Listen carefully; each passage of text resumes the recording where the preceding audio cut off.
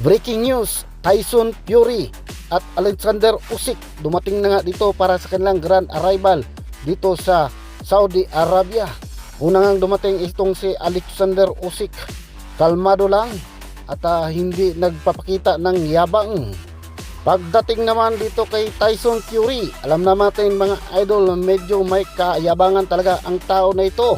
At ito nga, ayan, nagpapakita ng angas habang naglalakad patungo sa stage.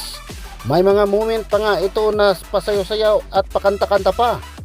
Pagdating sa interview, sabi ni Alexander Usyk, nagpapasalamat daw siya sa Saudi Arabia sa mainit na pagtanggap sa kanila.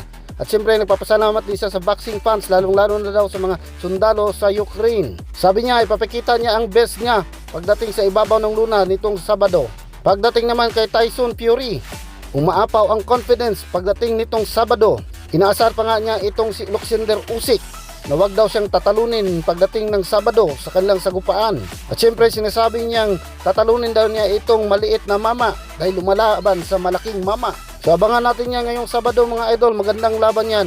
So hanggang dito na lang po, maraming salamat po.